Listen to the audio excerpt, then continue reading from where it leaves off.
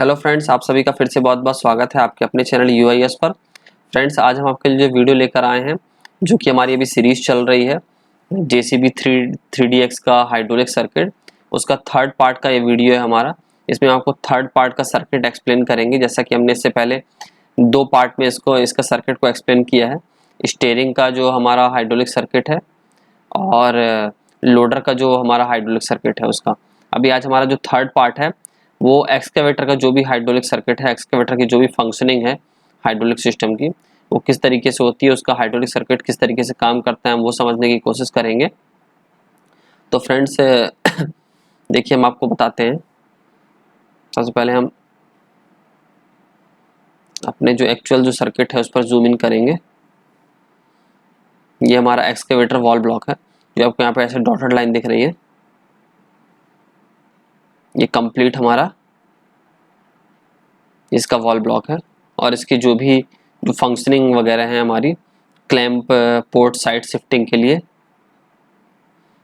Slaving, boom, stabiliser, दोनों अलग अलग स्टेबलाइजर के लिए अलग अलग DCB है यहाँ पर। डिपर या जो भी हमारा ये आर्म है उसके लिए, और बकेट के लिए। तो फ्रेंड्स, सबसे पहले हम देख लेते हैं, जैसा कि हमने लास्ट वीडियो में आपको बताया था कि हमारा यहाँ पर हमारा प्रेशर या ऑयल का फ्लो किस तरफ से आ रहा है। इसको एक बार रिफ्रेश कर लेते हैं। P1 हमारा जो भी सर्किट है हाइड्रोलिक सर्किट, स्टीयरिंग सर्किट को छोड़ करके, उसके लिए यहाँ पर P1 लाइन से चार्ज करता है सिस्टम को ऑयल का फ्लो दे करके 29 cc का, और 21 cc हमारा सिर्फ स्टीयरिंग के लिए है।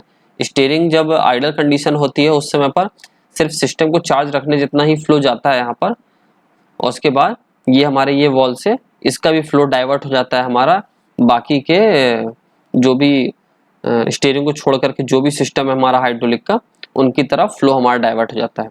तो जैसा हमने लोडर के लिए बताया था कि यहाँ पर इसका जो P2 है, जो कि स्टीयरिंग के लिए मेनली डिजायर्ड है यहाँ पर, और P1 जो हमारा लोडर एंड एक्सकेवेटर के लिए है। जब हमारा स्टीयरिंग आइडल रहता है तो P2 हमारा ये P1 के साथ कनेक्ट होकर के यहाँ पर फ्लो आगे की तरफ डाइवर्ट हो जाता है। तो हमने आपको बताया था कि आइडल कंडीशन में जब हमारा लोडर भी आइडल कंडीशन में रहता है तो यहाँ पर ये फ्लो डायरेक्ट यहाँ से कहीं पर भी ब्लॉक नहीं रहता, ये आगे की तरफ फ्री फ्लो होता है। तो हमारा एक्सकेवेटर वॉल ब्लॉक में जाता है। तो हमने आपको बताया था कि ये सर्किट में आगे जाकर के हमारे सिस्टम को चार्ज कर रहा है। कहाँ पर चार्ज कर रहा है हम आपको आगे के सर्किट में बताएंगे। तो आगे का सर्किट हमारा आज का यही है, एक्सकेवेटर वॉल ब्लॉक जो है। एक्सकेवेटर इसका टेक्निकल नेम है, बाकी इसको बैको भी कहते हैं। बैको नाम से भी बहुत से लोग इसको जानते हैं, जो डिगिंग का काम करता है। तो देखिए, हमारे हम सबसे पहले देख लेते हैं कि हमने जिस लाइन की बात की थी, जो P2 और P1 यहाँ पर कनेक्ट होकर के आपस में ऐसा लूप होकर के जो हमारा फ्लो डायरेक्ट आ रहा है हमारा एक्सकेवेटर वॉल ब्लॉक में, तो वो किस तरीके से जा रहा है। हमारे यहाँ तक का सर्किट तो हमने आपको समझा दिया था, ये यहाँ से आगे होकर के हमारा आगे के सर्किट को जो चार्ज कर रहा है। तो आगे का सर्किट कौन सा है, देखिए नॉर्मली कंडीशन में क्या होगा, जब तक हमारा कोई भी ऑपरेशन नहीं हो रहा उस कंडीशन में भी हमारा ये जो P लाइन है, P line means P1 plus P2 दोनों का फ्लो हमको आ रहा है जब हमारा स्टीयरिंग वर्क नहीं कर रहा है। क्योंकि जब हम यहाँ पर एक्सकेवेटर का जब हमारा ऑपरेशन चलता होता है उस समय में स्टीयरिंग कोई वर्क नहीं होता। स्टीयरिंग का हमारे स्टेबलाइजर लगा करके उसको रिजिड कर दिया जाता है, और उसके बाद डिगिंग का काम स्टार्ट किया। तो उस समय स्टीयरिंग का कोई भी फंक्शन नहीं रहता। तो हमारा P1 और P2 का कंप्लीट फ्लो हमारा यहाँ पर ये P जो लाइन आ रहा है यहाँ पर आता है। तो ये P लाइन देखिए, हम यहाँ पर ट्रेस करेंगे कहाँ पर जा रहा है, यहाँ से आ रहा है, ये एक ओरिफिस है, उसके बाद चेक वॉल है। तो चेक वॉल हमारा इस डायरेक्शन में ऑयल का फ्लो जाने देगा, वहां से रिवर्स नहीं आने देगा। और साथ ही साथ हमारा ये लाइन जो है यहाँ पर ओरिफिस के थ्रू जा रही है, और ये हमारा जो clamp port for side shifting के लिए है, ये हमारे 4 सिलेंडर हैं, इनको जाकर के कनेक्ट करता है। इनको जाकर के कनेक्ट करता है। तो ये क्या है, हमारे सिंगल एक्टिंग सिलेंडर है यहाँ पर, ये हमारा नॉर्मली चार्ज रहेंगे। तो हमने आपको बताया था कि ये फुल्ली जब ये चार्ज रहेंगे सिस्टम और इसका प्रेशर इंक्रीज होगा, तो प्रेशर इंक्रीज होगा तो ये हमारा क्या होगा कि इधर का जो भी हमारा सिलेंडर में जो भी प्रेशर चार्ज है वो तो हमारा यहाँ पर चार्ज रहेगा, ये वाला जो हमारा सिस्टम यहाँ पर जो चार्ज है इसमें जो प्रेशर जनरेट हो रहा है वो रिलीफ वॉल से कनेक्ट नहीं होगा। क्यों? क्योंकि यहाँ पर ये जो चेक वॉल है ये इसको ब्लॉक कर देगा, ये रिलीफ प्रेशर की तरफ नहीं जाने देगा इसको। तो हमारा यहाँ तक का जो प्रेशर है अगर कभी ये बढ़ता है, जैसे हमारा सिस्टम फुल्ली चार्ज हो जाने के बाद अगर सपोज करिए यहाँ पर 207 बार अगर प्रेशर आ गया तो इसके बाद इधर का तो हमारा प्रेशर ब्लॉक रहेगा।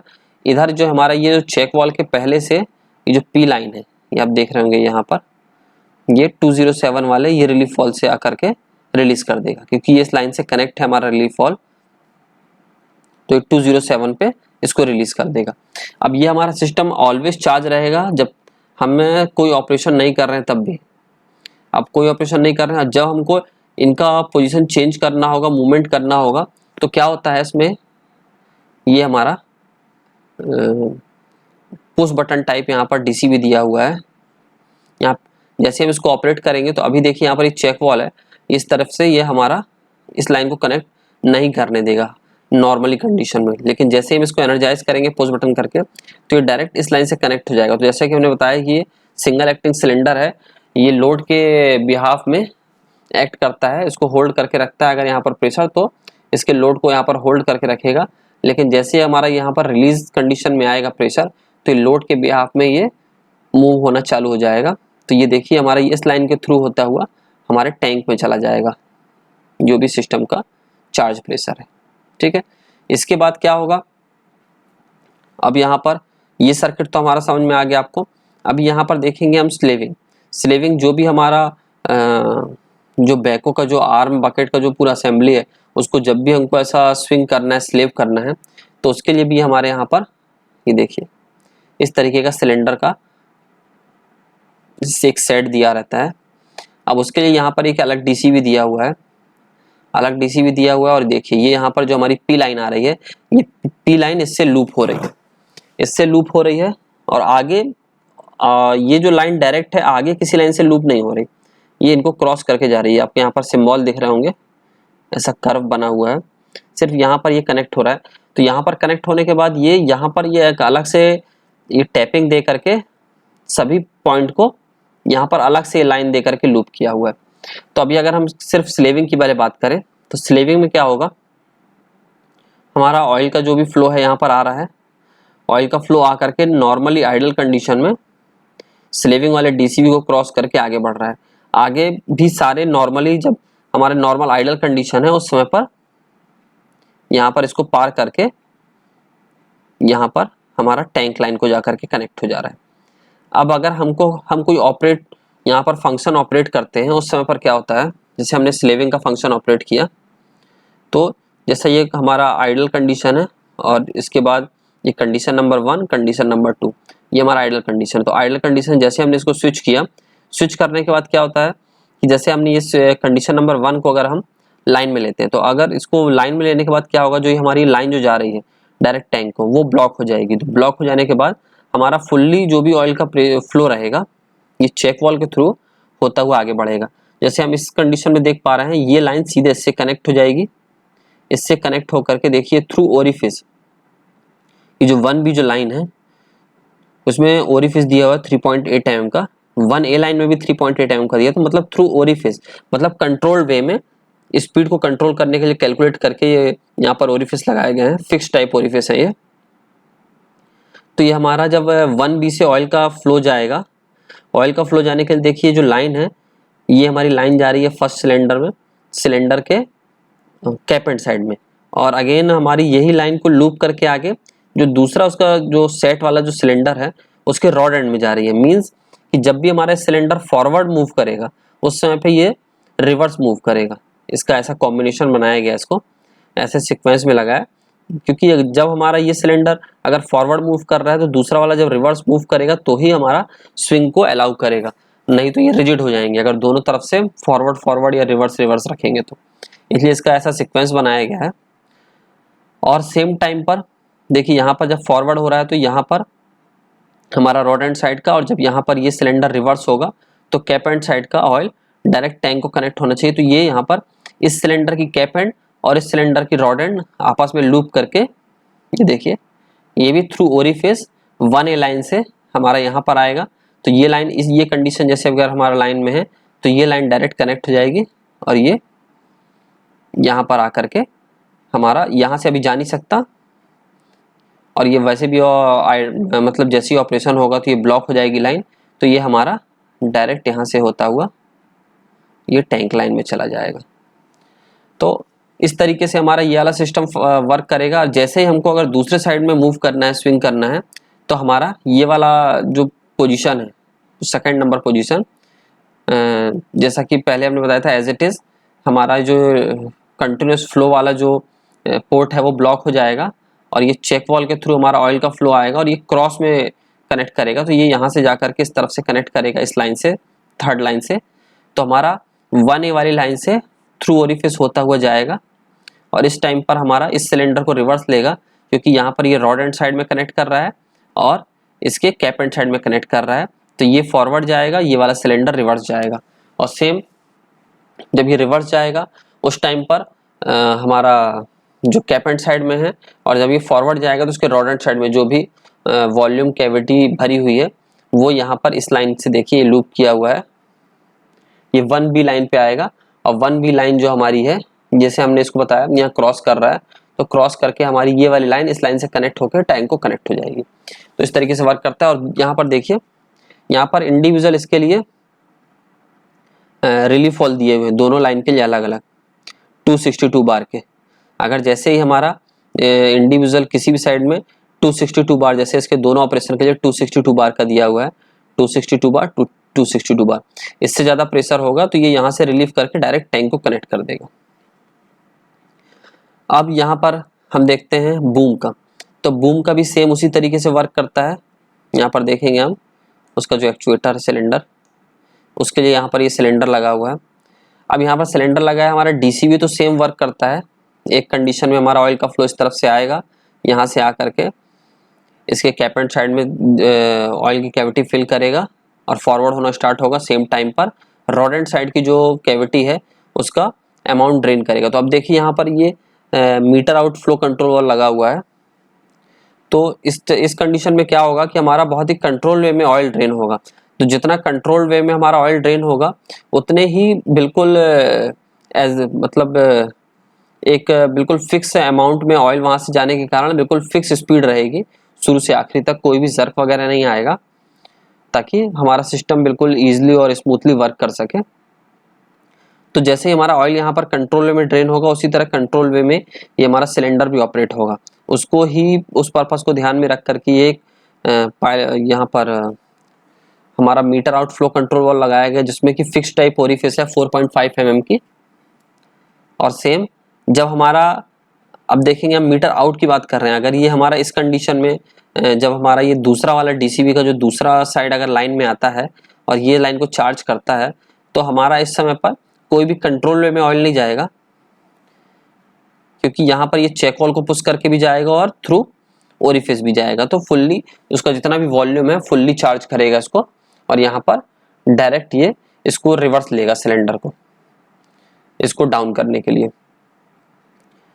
और उस समय पर हमको उतना फिक्स स्पीड की जरूरत नहीं होती, इसलिए यहाँ पर सिर्फ एक सिंगल लाइन में हमारा meter out flow control valve दिया हुआ है। और देखेंगे जैसे इसके लिए यहाँ पर हमारा meter out flow control valve दिया हुआ है, उसके कारण दोनों में थोड़ा सा हमारा प्रेशर का डिफरेंस है, इसमें 248 और 310 बार, क्योंकि हमारा यहाँ ओरिफिस मतलब यहाँ पर जो हमारा ओरिफिस दिया हुआ है थ्रू उसके अगर हमारा यहाँ पर प्रेशर डिफरेंस आएगा बिफोर एंड आफ्टर ओरिफिस, उसको काउंटर करने के लिए यहाँ पर 310 बार का है और यहाँ पर 248 बार का रिलीफ वॉल्व लगा हुआ है, दोनों अलग अलग लाइन के लिए। अब हमारा स्टेबलाइजर को देखेंगे, तो स्टेबलाइजर के लिए हमारा क्या है फ्रेंड्स, स्टेबलाइजर के लिए हमारा इसमें 2 स्टेबलाइजर हैं, दोनों के लिए इंडिविजुअल दिया हुआ है, ताकि अगर कहीं भी अनइवन सरफेस पर हमारी मशीन वर्क कर रही है तो दोनों को हमारा दोनों की पोजीशन सिलेंडर की अलग अलग हो सकती है, इसलिए दोनों के लिए अलग अलग डीसीबी दिया है, ताकि अपने जो जिस भी पोजीशन में है उस पोजीशन में मशीन को लेवल कर सके। क्योंकि अगर एक ही अगर डीसीबी से अगर दोनों सिलेंडर को या दोनों स्टेबलाइजर को कनेक्शन जाएगा तो वो एक बराबर लेवल में नहीं होगा, क्योंकि उस सिलेंडर का लेवल मेंटेन करेगा, ना कि फ्लोर लेवल का। तो हमको यहाँ पे जो भी डिजायर्ड होगा इस दोनों अलग अलग स्टेबलाइजर की हाइट वो हम यहाँ पर इससे मेंटेन कर सकते हैं अलग अलग स्टेबलाइजर रहने से। सेम उसी तरीके का फंक्शन है जैसा इससे पहले हमने डीसीयू का दिखाया। एक कंडीशन में हमारा डायरेक्ट होकर ये चार्ज होकर के जाएगा, ये एक साइड का ही देखेंगे आप, ये एक्चुएटर स्टेबलाइजर का। यहाँ पर क्या होगा, ये जो हमारा चेक वाल है उसको पुश करके आएगा, ये हमारा इस लाइन से आएगा 3B लाइन से, और 3B लाइन हमारा कैप एंड साइड में ऑयल की कैविटी फिल करेगा और हमारा स्टेबलाइजर मूव करेगा, फॉरवर्ड होगा, और हमारा जो जिस भी हाइट में हमको हाइट मेंटेन करके मशीन को स्टेबल करना है उतनी हाइट मेंटेन कर देगा। और जैसे ही हमारा उसका फंक्शन खत्म हो जाएगा स्टेबलाइजर का, वैसे ही हमारा ये दूसरा साइड को एनर्जाइज करके इसको क्रॉस करेंगे। ये देखिए यहाँ पर क्रॉस कंडीशन है, तो क्रॉस कंडीशन में इस लाइन से आकर हमारा ऑयल का फ्लो यहाँ पर मिलेगा 3A लाइन से होता हुआ सिलेंडर के रॉड एंड साइड में कैविटी फिल करके सिलेंडर को रिवर्स करेगा, मींस जो स्टेबलाइजर है उसको डाउन कर देगा। और सेम उसी तरीके से ये दूसरा स्टेबलाइजर भी है, स्टेबलाइजर नंबर 2। इसका जब हमको फॉरवर्ड करना होगा तब यहाँ पर 4B लाइन से हमारा ऑयल का चार्ज प्रेशर चार्ज करके सिलेंडर का जो भी ये कैप एंड साइड का जो भी कैविटी है इसको फिल करके स्टेबलाइजर को हाइट मेंटेन की जाएगी उसको लिफ्ट करके, और जब हमारा वर्क खत्म हो जाएगा तो ये ऐसा क्रॉस कंडीशन में ये दूसरी लाइन चार्ज होकर के 4A साइड से रॉड एंड साइड में प्रेशर दे करके इसको रिलीज कर देगा, इसको डाउन कर देगा। और इसमें देखेंगे हमारा कि यहाँ पर हमारा ये देखिए जिस तरीके से कनेक्ट है, यहाँ पर 240 यहाँ पर जो हमारा ये दिया हुआ है रिलीफ वॉल, तो यहाँ पर 248 बार का हमारा इसके जो बूम वाला जो दिया हुआ है सिलेंडर उसके लिए दिया हुआ है, बट हमारा यहाँ पर अभी कोई भी इसमें रिलीफ वॉल नहीं है, क्योंकि अगर हमारा इसमें रिलीफ वॉल नहीं दिया हुआ है इट मीन्स क्या है कि ये हमारा मेन रिलीफ वॉल ही इसके लिए है 207 का, 207 पे ही इसको रिलीज करेगा, इसके अलग से रिलीफ वॉल नहीं दिया हुआ, क्योंकि अगर जब चार्ज करेगा सिस्टम को, चार्ज करने के बाद 20 अगर यहाँ पर इंडिविजुअल नहीं दिया है तो डायरेक्ट लाइन टैपिंग रहेगी 207 से, तो इसको कनेक्ट कर देगा यहाँ पर। अब देखेंगे हम डिपर या जो हम आर्म सिलेंडर बोलते हैं, तो आर्म सिलेंडर के लिए देखेंगे ये आर्म सिलेंडर हमारा ये लगा हुआ है यहाँ पर। आर्म सिलेंडर को वर्क करने के लिए किस तरीके का सर्किट है, सेम वही डीसीवी है, ऑपरेशन होगा। जैसे ही हमारा ये सिस्टम में चार्ज करेगा तो ये हमारा 5B लाइन से जा करके ये इसको फॉरवर्ड करेगा सिलेंडर को और हमारे आर्म को मूव करेगा, और जब हमको डाउन करना होगा आर्म का पोजीशन तो ये हमारा 5A लाइन से यहाँ से जाएगा और रॉड एंड साइड में कैविटी फिल करके इसको डाउन कर देगा। इसमें भी दोनों अलग अलग पोजीशन के लिए यहाँ पर रिलीफ वॉल इंडिविजुअल दिए हैं, 248 बार 248 बार के अलग अलग दिया हुआ है, तो ये दोनों अलग अलग पोजीशन में अलग अलग सीक्वेंस के लिए वर्क करेंगे। वैसा ही सेम बकेट के लिए भी हमारे डीसी भी दिया हुआ है, जब बकेट का जो ऑपरेशन हो रहा है बकेट के मूवमेंट के लिए उसको टिल्टिंग के लिए सेम वही हमारा जैसे देखेंगे हमारा ऑयल का कंडीशन यहाँ पर जब ये डीसीवी नंबर 1 डीसीवी का जो कंडीशन नंबर 1 आएगा लाइन में, तो हमारा ऑयल का फ्लो ये सीधा ऐसा कनेक्ट हो करके 6B लाइन से जाएगा और सिलेंडर के कैप एंड साइड में इसको फिल करेगा कैविटी और सिलेंडर को फॉरवर्ड की तरफ मूव करेगा टिल्ट करने के लिए। और जब हमारा दूसरा कंडीशन चार्ज होगा तो ये लाइन ऐसा क्रॉस हो करके 6A लाइन से आ करके रॉड एंड साइड की कैविटी फिल करके इसको सिलेंडर को डाउन पोजीशन करेगा उसका डाउन साइड टिल्टिंग करने के लिए। और इसमें भी दोनों अलग अलग इंडिविजुअल रिलीफ वॉल दिए हुए हैं 248 बार के, तो इस तरीके से इसका फंक्शन कंप्लीटली वर्क करेगा। तो फ्रेंड्स हमने 3 पार्ट में ये पूरा कंप्लीट सर्किट कवर किया है ताकि आपको बहुत ही इजी वे में समझ में आ जाए। अगर इसके बाद भी किसी को कोई भी डाउट है तो प्लीज़ कमेंट करके हमें बताइए, हम उसको रिजॉल्व करने की हर संभव कोशिश करेंगे। और जुड़े रहिए हमारे साथ इसी तरीके के इन्फॉर्मेटिव वीडियो के लिए, और हमारे चैनल को लाइक शेयर सब्सक्राइब जरूर करिए। मिलते हैं इसी तरीके के इन्फॉर्मेटिव वीडियो के साथ, तब तक के लिए आप सभी का बहुत बहुत धन्यवाद।